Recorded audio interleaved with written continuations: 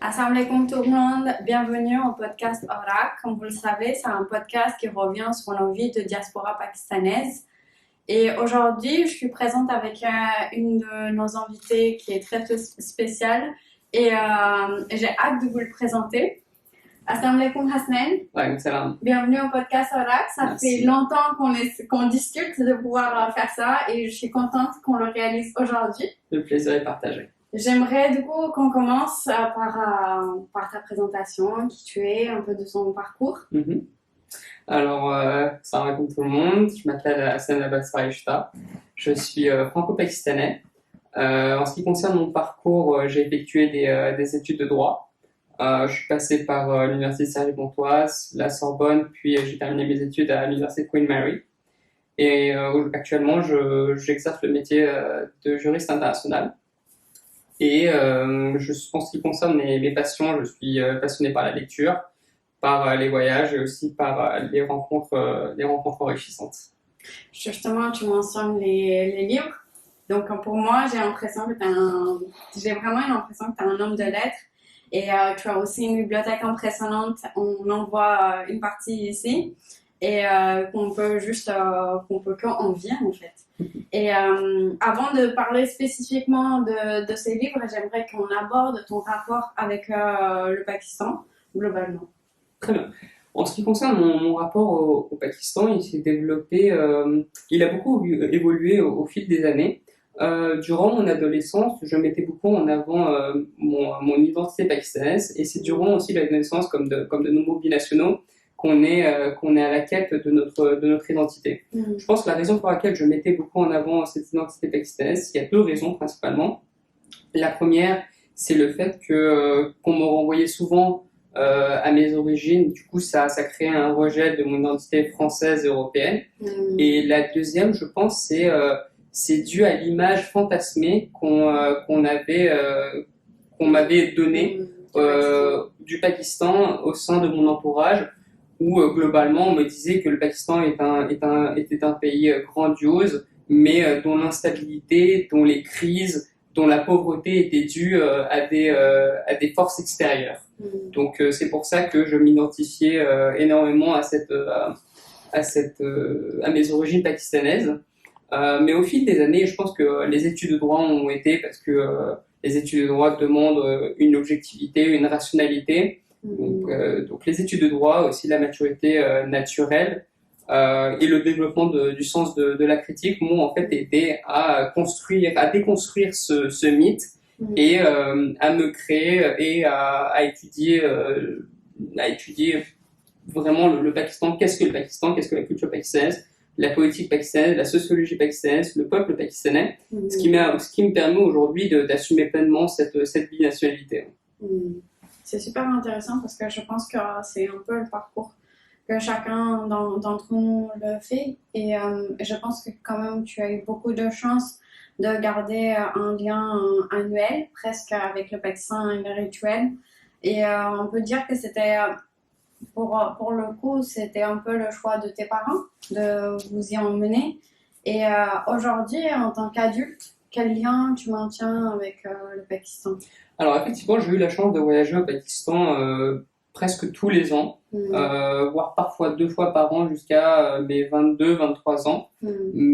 J'ai pas eu l'occasion de retourner au Pakistan durant ces 4 dernières années, mais mon lien avec le Pakistan n'a jamais été aussi fort, ce qui montre en fait on n'a pas besoin forcément de voyager au Pakistan ou dans son pays d'origine ou dans n'importe quel pays pour le connaître. Mais c'est vraiment l'intérêt qu'on a pour son peuple, pour sa culture, pour ses dynamiques, qui fait qu'on acquiert une connaissance au nom du Pakistan.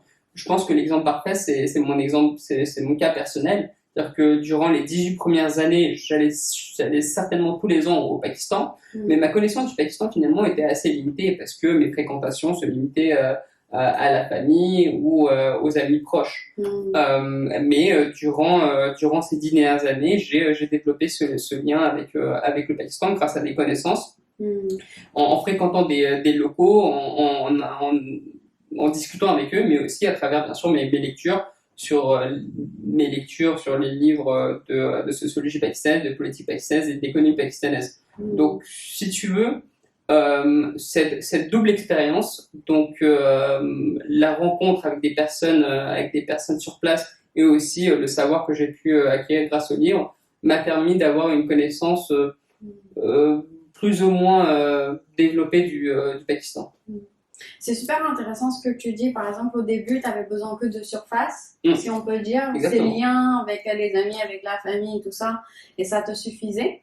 Et ensuite, plus on est loin et qu'on n'a peut-être pas la possibilité, là tu disais que ça fait 4 ans que tu n'es pas parti, mais là tu cherches un peu un autre lien et qui maintient en fait ce lien-là et tu vas peut-être un peu plus en profondeur sur la connaissance. Un lien qui est sincère ou authentique. Parce que comme je l'ai dit auparavant, ce lien-là, finalement, il était basé sur une image qui était totalement construite. C'était une sorte de passion aveuglante. Voilà. On me disait le Pakistan c'est le meilleur pays du monde, le Pakistan c'est ça, c'est si, très bien. Mais finalement ça c'était creux. Donc il a fallu vraiment tout déconstruire pour reconstruire derrière, pour essayer de comprendre qu'est-ce que le Pakistan, qu'est-ce que la culture pakistanaise, la société pakistanaise, quelles sont les dynamiques les dynamiques de cette société-là pour vraiment assumer pleinement cette binationalité.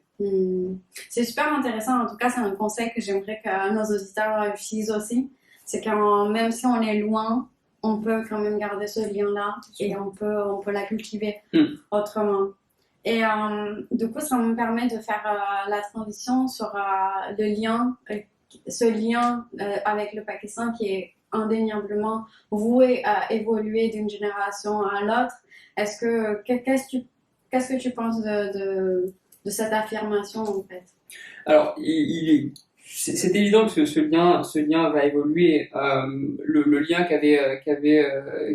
lien qu'ont nos parents avec le Pakistan n'est pas le même lien que nous avons avec le pays de nos origines. Nos parents, beaucoup de membres de la diaspora pakistanaise avaient pour ambition de retourner au Pakistan une fois avoir réussi leur vie ici. Aujourd'hui, nous, je ne pense pas je pense pas que beaucoup de Franco-Pakistanais aient pour ambition de retourner au Pakistan. Nous devons pleinement assumer notre culture européenne et française, mais également tout simplement notre binationalité et essayer de nourrir cette culture à travers les livres, à travers des voyages aussi. Aujourd'hui, il y a la possibilité de voyager dans le nord du Pakistan, de découvrir la culture pakistanaise. Mais voilà, en fait, l'idée c'est d'assumer pleinement ces deux cultures. Nous sommes de culture européenne et de culture française, mais nous avons aussi une autre culture qui est la culture pakistanaise. Super intéressant, en tout cas, comme positionnement, parce que je pense que chaque génération a son rapport et qu'on ne peut pas être nostalgique par rapport à un seul rapport. Et c'est bien aussi d'évoluer, de s'adapter à notre écosystème. En fait, c'est presque naturel. Regarde, la langue dans laquelle nous sommes le plus à l'aise, ça reste le français. On lit en français. On lit en français, on parle en français. On pense aussi en français. Exactement, on pense en français. Donc effectivement, le lien avec le Pakistan potentiellement sera encore plus éloigné au fur et à mesure que les générations avancent. Mais ça, après, je pense que c'est aussi le rôle des parents. Les parents ont un rôle très important à jouer dans la transmission de la culture, si eux déjà souhaitent transmettre cet héritage culturel. Parce qu'à la maison, ils souhaitent parler en ourdou ou dans leur langue locale ou pas. Est-ce qu'ils souhaitent que leurs enfants côtoient aussi d'autres franco-pakistanais ou pas? Voilà, le rôle des parents est très important aussi. Venons-en maintenant au livre, parce que c'est quand même là. C'est une source, je pense, c'est une façon de se ressourcer un peu fast-train au Pakistan, donc, et sans filtre. À propos du Pakistan, donc tout d'abord, je suis curieuse comment toi tu as pu développer cet intérêt pour les livres sur le Pakistan en particulier, parce que je sais que tu lis de tout. Donc sur les livres sur le Pakistan en particulier. Alors moi, mon intérêt concernant les livres qui ont un rapport avec le Pakistan, c'est en fait développer grâce à cette quête d'identité. Vu que je souhaitais en fait me faire ma propre image du Pakistan qui soit la plus objective, la plus rationnelle possible, et je devais passer par les livres. C'est une déformation professionnelle en fait, parce que je suis devenue juriste, donc du coup, tu as eu besoin de savoir les informations. C'est ça, c'est ça. Donc il y avait ça, mais il y avait aussi le fait que durant mon enfance et jusqu'à peut-être 18-19 ans, l'image qu'on avait de la culture pakistanaise se limitait à 3 éléments. Se limitait à la musique. Donc tout le monde connaît Nusrat, Rahat, Fateh Ali Khan, Shafqat Aman Natali, etc. Ou se limiter à la cuisine, bien sûr. Ça se limitait également à la musique. Ça, j'ai déjà dit, Junoon, etc. Et aux séries télé. Donc, qui n'a pas entendu parler de Doudou Kinare, qui n'a pas entendu parler de Alpha Bravo Charlie. Exactement. Donc, ça a baigné notre enfance. Sauf que je m'étais toujours dit que la culture pakistanaise ne pouvait pas se limiter à ces 3 éléments-là. Donc, et parmi les éléments que j'ai oublié de citer, il y avait bien sûr la poésie. Donc, bien sûr, quand on pense à la culture pakistanaise, on pense à la poésie, on pense à Fez, on pense à Pavlin Shakir, etc. Donc, je m'étais dit que la culture pakistanaise, la littérature pakistanaise ne pouvait pas se limiter. La culture pakistanaise ne pouvait pas se limiter qu'à ces 3 éléments. Donc, naturellement, quand j'ai commencé à faire mes recherches, je me suis dirigé vers la poésie. Donc, qui était déjà très appréciée au sein de ma famille. Donc, ça a aidé, c'est sûr. Donc, c'est comme ça que j'ai découvert Fez Ahmed Fez, Pavlin Shakir, John Elia, Habib Jaleh, etc. Après, donc ça, c'était la première étape. La deuxième étape, c'était je ne pouvais pas concevoir que la littérature pakistanaise se limitait à la poésie. Que la poésie, ouais. Exactement. Donc, j'ai commencé à faire mes recherches et c'est comme ça que je suis tombée sur les Pakistanais, les auteurs pakistanais, pardon, qui écrivent en anglais. Donc, c'est comme ça que j'ai découvert Hanif Qureshi, Babsi Sidva, Nadim Aslam, etc. Donc, les livres étaient intéressants, mais je sentais qu'il manquait quelque chose. Pourquoi parce qu'en fait, une langue, c'est pas seulement des mots. Une langue, c'est une culture, c'est une civilisation, c'est un héritage, et c'est beaucoup plus profond, et ce qui constitue une communauté. Donc, c'est à partir de ce moment-là que j'ai la dernière étape, c'était de découvrir les auteurs pakistanais qui écrivent en ourdou. Et c'est là où j'ai découvert la culture pakistanaise, la littérature pakistanaise, sa profondeur, sa richesse. Donc on va citer Shaukat Siddiqui, on va citer Shaukat Siddiqui, on peut citer Mustafa Karim, on peut citer la romancière celle qui a écrit Angan, Khatija Mastour. Donc voilà, c'est à ce moment-là que j'ai découvert les livres. On a eu le plaisir de lire en ourdou. Exactement, le plaisir de lire en ourdou, exactement. C'est vraiment intéressant et je pense que je le soulignerai jamais assez. Comment l'information est vraiment pure, ou en tout cas authentique. Pure, on ne peut pas dire, mais authentique quand on le lit en ourdou. Le plaisir est pareil, les mots ne sont pas pareils, les messages qui sont passés ne nous traversent pas de la même manière, c'est une expérience complètement différente et c'est pour ça que chez Sakafate Pakistan, on essaye aussi d'animer des ateliers autour de la langue, que ce soit des ateliers linguistiques ou que ce soit juste des ateliers de lecture et tout, pour que justement on se rapproche un peu de cette langue et on aille chercher justement ce chemin que tu as pu faire de pouvoir aller chercher l'information à la source. Exactement, et il ne faut pas oublier, alors j'ai oublié de mentionner 2 choses, c'est que le fait que ces auteurs-là écrivent en anglais, consciemment ou inconsciemment, ils s'adressent à une élite, que ce soit une élite pakistanaise ou le monde occidental. Voilà. Donc j'ai ressenti un manque de connaissances ou une connaissance limitée de la société pakistanaise, de la culture pakistanaise. Donc c'est pour ça que je n'ai pas vraiment accroché.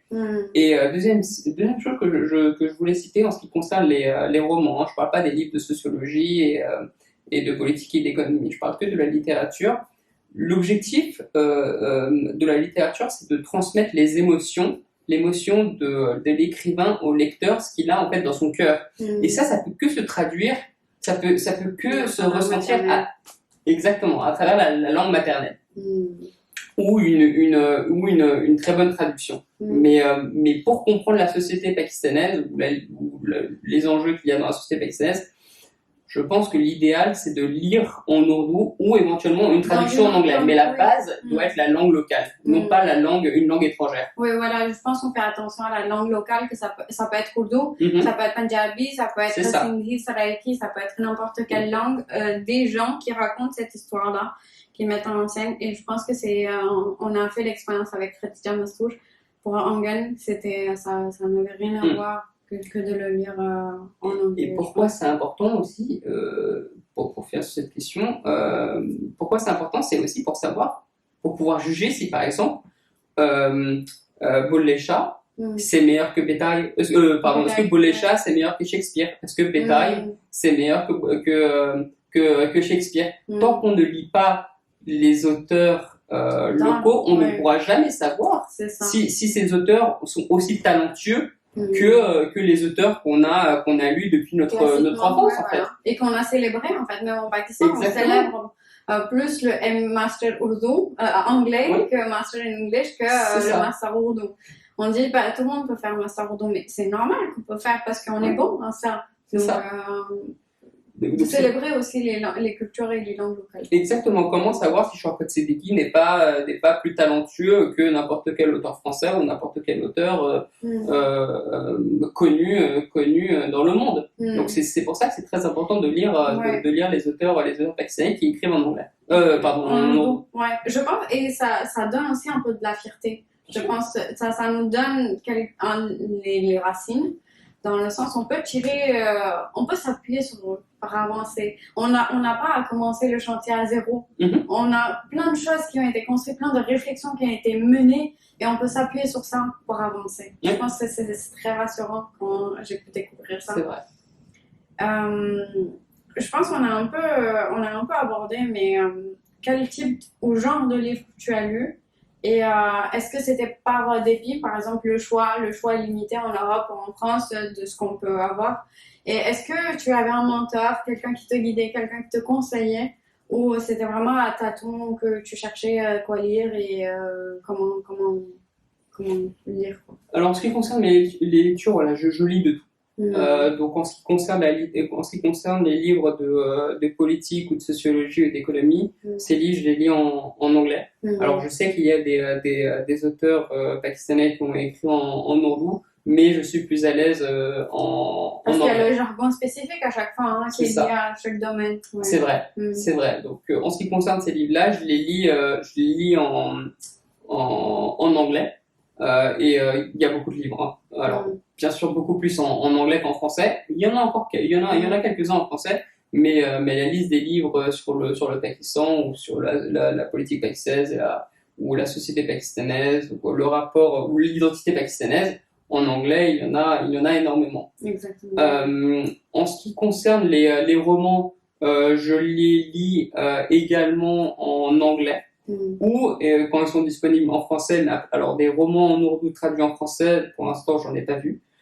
Donc je lis des romans ourdou qui sont traduits en anglais parce que je sens que mon ourdou n'est pas encore suffisamment bon pour pouvoir m'engager dans une lecture profonde de livres en ourdou. Par contre, ce que je fais, c'est que comme je l'ai fait pour le livre de Khadija Mastouj, je n'hésite pas à écouter le livre aussi en ourdou. Et malgré le fait que la base la base du livre est en ourdou, plus de plaisir à écouter le livre en ourdou que sa traduction en anglais. L'expérience que je viens de faire, c'était le livre de Angan de Khadija Mastouj. Je l'avais lu en anglais, puis je l'ai écouté en ourdou, et l'expérience, le plaisir était beaucoup plus important quand je l'ai écouté en ourdou. Et ça, je pense que c'est un conseil que j'aimerais aussi donner aux auditeurs, qu'il y a des livres en audio qui sont disponibles, que ce soit de Maldo, que ce soit de Khadija. Les classiques, normalement, sont disponibles. Ils sont tous là sur YouTube. Donc, vous les mettez, ou Spotify, enfin, n'importe quel réseau, mais vous avez cette disponibilité, ces ressources. Et je pense que c'est super important de ne pas se dire que comment trouver le livre. Parce que, je vous invite aussi à se rapprocher de nous si jamais vous avez des difficultés. Mais en tout cas, c'est une ressource qui est disponible et on ne peut pas se dire qu'on n'arrive pas à lire. Et peut-être que ça nous emmènera, ça nous motivera en fait à progresser un peu plus vite sur notre apprentissage d'Urdu aussi. Ils sont tous disponibles, que ce soit Pire Kamel ou que ce soit tous les grands romans de la littérature pakistanaise.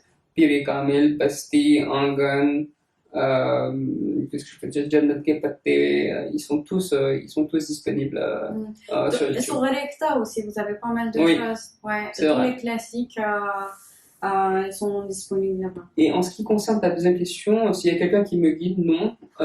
Quand je souhaite lire un livre sur un sujet spécifique, je fais des recherches comme tout le monde sur Internet. Je regarde les avis. Je regarde la langue dans laquelle il a été publié, je regarde bien sûr qui l'a écrit, et après je fais mon choix, mais il n'y a pas vraiment quelqu'un qui me guide. Après, bien sûr, il y a des gens qui me conseillent les livres, mais il n'y a pas une personne en particulier qui me guide. Super intéressant. On a un peu abordé la question de langue, donc dans quelle langue tu lis, tu me dis que tu lis en anglais quand c'est disponible, tu écoutes en ourdou. Et est-ce que, du coup, ma question, c'est un peu une répétition. Est-ce que tu trouves que lire en ourdou, c'est différent que de lire des traductions, par exemple de l'œuvre spécifiquement de Khuda Ki Basti? On pourra en parler un peu plus tard. Et est-ce qu'il y a une différence entre les livres écrits sur le Pakistan, mais par des Français ou par des Anglais, par exemple? On peut donner l'exemple de Christophe Jaffrelot qui écrit sur le Pakistan, et je pense qu'il y a un livre qu'on pourra présenter aussi. Est-ce que tu voudrais revenir sur Oui, alors comme je l'ai dit, je pense que c'est très important de lire des livres qui ont été écrits en ourdou et qui a posteriori ont été traduits en anglais. Certes, on perd un peu de plaisir, mais... Et souvent, quand c'est traduit de anglais à français, on a déjà deux personnes dedans. Ouais. Donc, c'est sûr. C'est pas la même chose. Exactement. Une traduction, il faut se limiter idéalement à une seule traduction.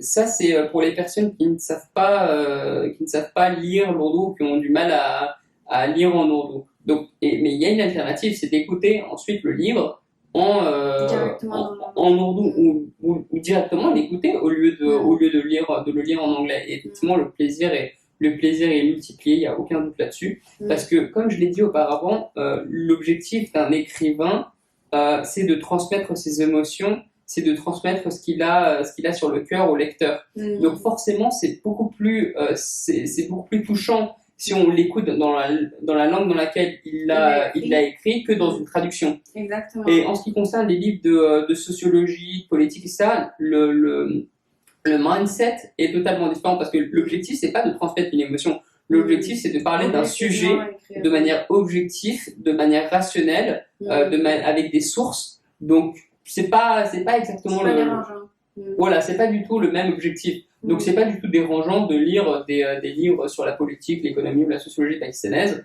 en anglais ou en français ou en ourdou ou n'importe quelle autre langue. Si je donne juste l'exemple de Khatija Mastour, je pense qu'à un moment donné, il y a des tournures de phrases qui disent Rakio. Par exemple, il y a des phrases qui se terminent en Rakio ou Badia.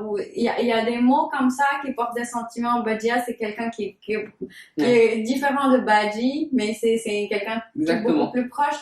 Et je me disais, le dialecte, par exemple, le Rakio qui existait avant, comment je le traduirais en français? J'arrive même pas à me dire, est-ce que je vais le traduire avec un français d'avant? Ou bien je vais inventer un mot. En fait, c'est un vrai dilemme de me dire comment ça pourrait être transmis, ce sentiment. Je suis tout à fait d'accord. C'est super difficile. Et du coup, c'est pour ça que c'est intéressant de le lire dans la langue d'origine et apprendre ces mécanismes-là. On va juste parler de comment tu te les procures. On parle bien des livres, pas d'une drogue quelconque. Donc, comment tu te fournis en livres? Sur Internet. Sur Internet, donc les sites classiques, Amazon, etc. Et t'as pas du mal à chercher des livres spécifiquement que tu veux et ils sont pas disponibles? Non, ou sinon j'arrive à les télécharger sur Internet ou sinon quand quelqu'un de ma famille se rend au Pakistan, j'envoie ma liste et on me les achète et on me les ramène. Hassan, est-ce que tu pourrais nous parler de tes coups de cœur en termes de livres et justifier aussi du coup le choix de ces coups de cœur? Très bien. Alors, le premier livre qui me vient à l'esprit, c'est Khoda Ki Basti de Shaukat Siddiqui que j'ai là. Alors, ce livre, c'est un must. Tout Pakistanais qui souhaite découvrir la littérature pakistanaise, mais aussi à travers ce livre les différents mots MAUX de la société pakistanaise, doit impérativement lire ce livre. Comment j'ai découvert ce livre? J'ai découvert ce livre dans un premier temps en regardant la série télé, le drama. Et en fait, j'étais en train de faire une recherche sur Internet pour savoir quels étaient les meilleurs dramas de l'histoire du Pakistan. Et le premier drama qui est venu, c'est Khoda Ki Basti. Donc j'ai regardé le drama en noir et blanc sur YouTube. Et je suis tombé amoureux de ce drama, vraiment magnifique. Le jeu des acteurs, il était incroyable. Et donc j'ai décidé de lire le livre après. Et souvent on peut être déçu quand par exemple on a lu un livre et on regarde le film, on regarde l'adaptation, on peut être déçu. Pour le coup, j'avais regardé le drama et après j'ai lu le livre et les deux sont incroyables. Vraiment, le livre est magnifique. C'est l'histoire d'une famille monoparentale qui est pauvre à Karachi dans les années 50 et comment malheureusement elle se fait exploiter par certaines personnes. J'adore ce livre parce qu'en fait il aborde des sujets très très délicats, des sujets controversés, tabous qu'on n'ose pas aborder au sein de la société pakistanaise. Donc ça aborde l'expropriation illégale des terres des plus démunis. Ça aborde aussi la prostitution masculine, sujet qui est tabou au Pakistan. Ça aborde les ferveurs religieuses, mais aussi l'utilisation de la religion à des fins politiques qu'on voit constamment en politique pakistanaise. Ça a une critique aussi de la bourgeoisie pakistanaise. Donc voilà, tous les sujets, de nombreux sujets tabous aussi, comme la misère sociale, la misère morale, sont traités dans ce magnifique roman. Est-ce que tu as un extrait que tu adores? Alors, j'ai un extrait. Alors, je peux le retrouver. Ouais. Sur mon portable. Sur mon portable, il y a un extrait effectivement que j'aime beaucoup. Mais alors, il va être en anglais. Hein. Qui est passé dans.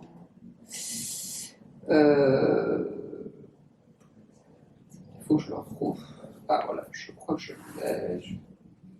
Voilà. You search for life sitting in closed rooms and reading books, and I have seen life in the brothel. I have seen life in small huts and narrow, dark alleyways. Look at life with a naked eye and see the extent to which it has become a victim. Ça, c'est mon passage préféré oui, du livre. Est-ce que tu peux tenter de le traduire pour des gens qui ne sauraient pas? Alors, l'idée derrière ce passage, si je m'en rappelle bien, c'était une discussion entre un étudiant et son professeur qui se rencontrent plusieurs années plus tard. Oui. Et du coup, c'est qui prononce? C'est le professeur qui prononce ou c'est... Là, c'est l'étudiant qui parle. Donc l'étudiant lui dit toi, tu as découvert la vie ou tu as réfléchi sur la vie, sur le sens de la vie à travers les livres en t'asseyant confortablement chez toi. Moi, j'ai vu la vie dans la rue, j'ai vu la vie dans les bordels et j'ai vu la vie dans les petites ruelles et lorsqu'on et j'ai look at life with a naked eye. Donc j'ai vu la vie à l'œil nu et j'ai vu à quel point elle est devenue cette vie est devenue une victime. Et voilà, c'est mon extrait, un de mes extraits préférés. Ouais. Et en fait, c'est toute la différence entre. C'est pour ça, et pour revenir à ce que j'ai pu aborder lors de la première question, c'est important d'avoir les deux expériences. Donc, une expérience pratique et une expérience intellectuelle. La combinaison des deux est très importante pour comprendre un phénomène.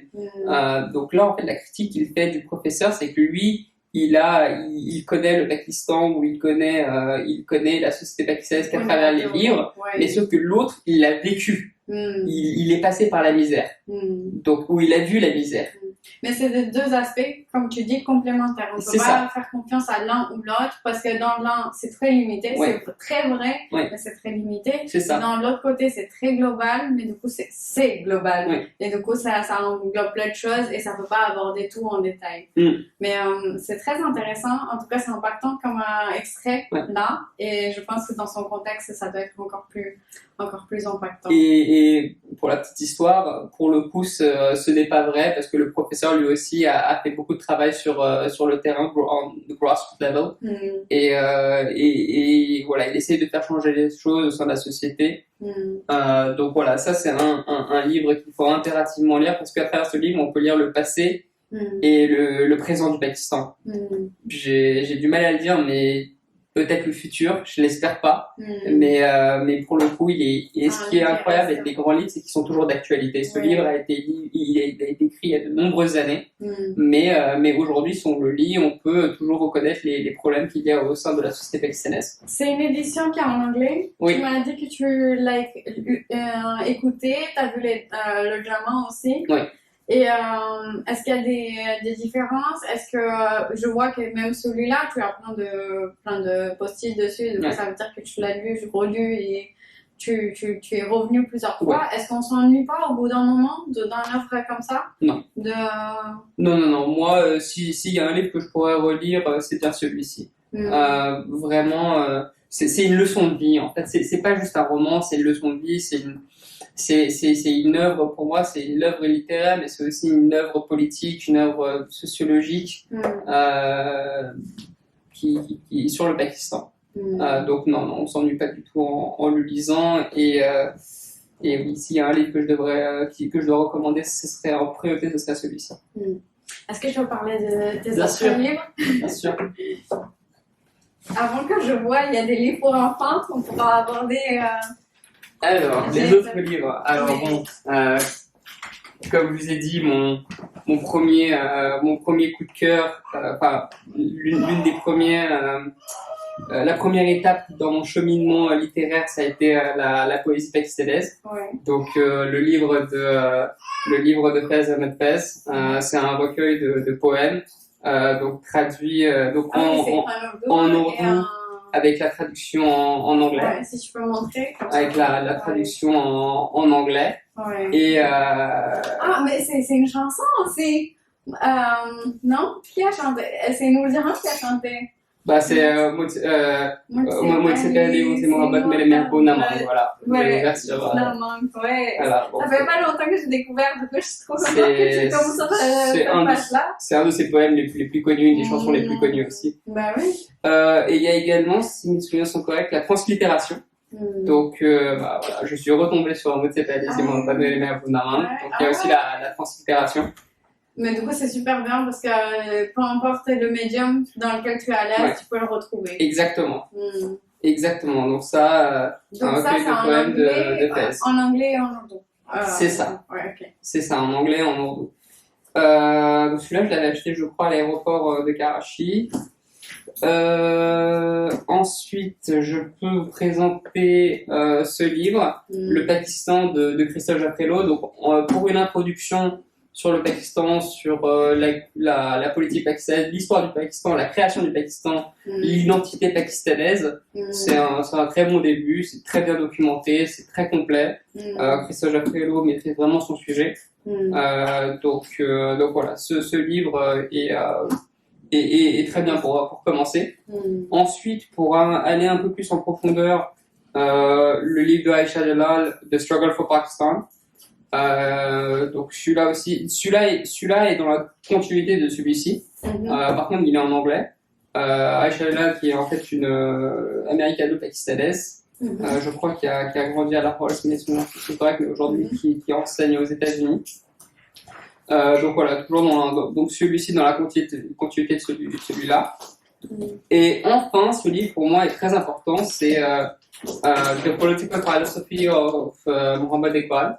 Très important parce que beaucoup de personnes, beaucoup de partis politiques ou même de personnalités religieuses se revendiquent de la pensée de Iqbal, s'accaparent la pensée de Iqbal, la pensée philosophique ou politique. Et donc, là, voilà. Ça te permet de filtrer, de dire ce qu'il en est vraiment en fait de leur appartenance. Exactement. Donc quelle était la position de Iqbal sur plein de sujets, sur l'État-nation, sur l'islam, sur la création d'un État séparé enfin la création d'un État-nation ou d'une confédération, d'une fédération.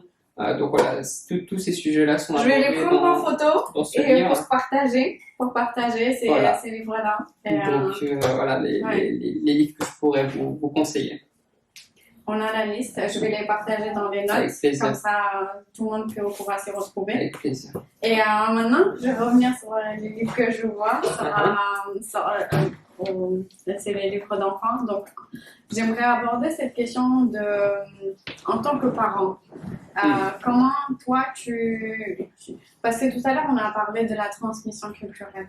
Donc comment toi tu travailles, quels sont les mécanismes que toi tu mets en place pour transmettre justement cette culture-là?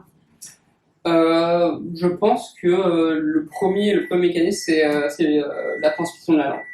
Donc tu parles.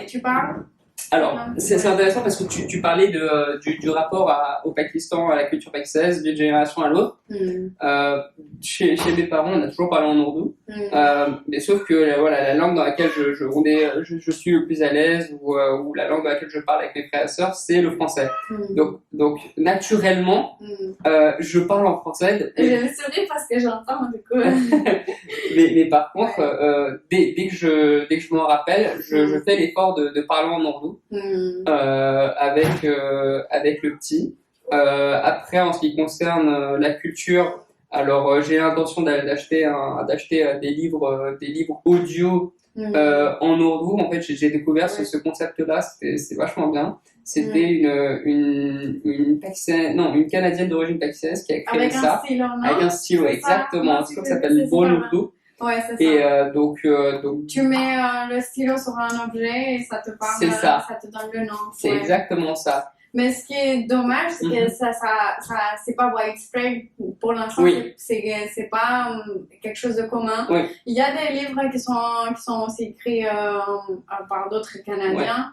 Mais du coup, à l'export, ça devient super cher. Et je pense que c'est quelque chose il faut vraiment le vouloir pour le faire. Il faut aller chercher ces informations. C'est pas facile. Bah alors, vu qu'à la maison, on parle pas ourdou, il faut trouver d'autres moyens. Parce que moi, j'ai appris le ourdou parce qu'à la maison, je parlais ourdou avec mes parents. Donc là, vu qu'on parle pas en ourdou, il faut trouver d'autres moyens. Donc voilà, dès que je m'en rappelle, je lui parle en ourdou. Donc voilà, j'ai l'intention d'acheter ces livres. Donc dès que par contre il va chez ses grands-parents, mes parents lui parlent en ourdou, donc ça aide aussi beaucoup. Donc sinon, qu'est-ce que je peux au terme après, c'est sûr que vu il va baigner dans un environnement littéraire, donc quand il sera en âge de lire, je lui présenterai les livres en rapport avec le Pakistan. Moi, je suis un grand fan de cricket, donc forcément, il va y passer. Il va y passer, ça va être transmis aussi. Donc voilà comment j'espère pouvoir transmettre cette culture. Merci beaucoup, Hasnain, pour cette discussion et pour nous avoir accordé ce temps. suis heureuse qu'on ait pu aborder ce thème-là de littéraire parce que c'était aussi super important pour moi parce que c'est un thème qu'on n'aborde pas. Il y a, comme tu le disais, il y a plusieurs thèmes qui sont communs, la musique, les séries et du coup, je me rappelle plus ce que c'était le troisième. Série, musique, La cuisine, la poésie. Ouais, et il y a aussi les habits qui sont les très habits, mainstream. Exactement. Mais en fait, c'est notre point littéraire que je pense qu'on n'aborde pas assez. C'est vrai. Et du coup, pour moi, c'était super intéressant de pouvoir le faire avec toi. Et est-ce que, du coup, j'aimerais si tu as un message, si tu as des choses sur le cœur que tu voudrais partager avec les franco-pakistanais ou globalement, quelque chose que tu voudrais dire pour conclure ce podcast. Alors, premièrement, j'aimerais remercier toutes les personnes qui auront l'occasion de nous écouter. Donc, essayez de vous intéresser je vous invite grandement à vous intéresser, à la littérature pakistanaise, parce que c'est une littérature d'une grande richesse, d'une grande profondeur.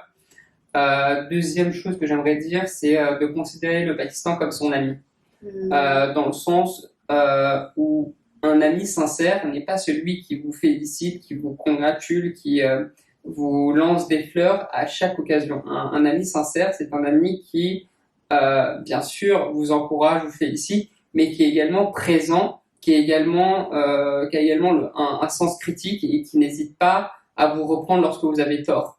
Donc il ne faut pas que votre relation avec le Pakistan soit basée sur une passion qui est aveuglante, qui est subjective. En fait, ouais. Et qui est, comme tu as dit, en surface.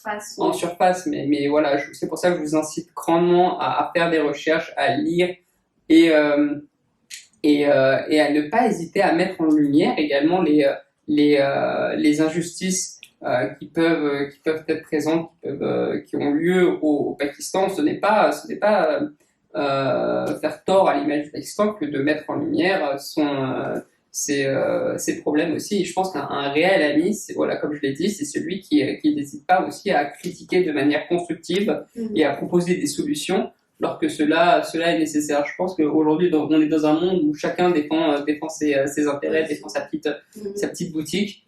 Et je pense que on oublie le global. On oublie le global, et je pense que la pire des choses, ce serait en fait de passer sous silence certaines choses. C'est très subtilement dit, parce que c'est très bien dit. Je vais rien ajouter, mais j'apprécie la tournure de phrase. Merci Hassan pour nous avoir accordé du temps, parce que c'est quand même précieux pour moi en tout cas, pour avoir cet échange et avancer ensemble sur cette identité, cette exploration d'identité. Merci aux auditeurs qui sont restés jusqu'à la fin avec nous. Et si vous avez apprécié le podcast, n'hésitez pas à le partager avec les autres. J'aimerais aussi remercier Shahrukh Bashir qui est derrière la caméra et qui nous a aidé grandement pour l'organisation. J'aimerais remercier aussi toutes les personnes qui soutiennent cette initiative, toutes les personnes qui soutiennent Thaqafat Pakistan aussi pour explorer cette identité et pour être mieux dans notre positionnement, dans nos vécus. Et ça me tient vraiment à cœur en fait, ça me touche vraiment que vous soyez là, que vous écoutez et que vous puissiez aussi partager pour qu'on soit un plus grand nombre. Et à très bientôt avec un nouveau podcast. Et jusque-là, Khuda Hafiz.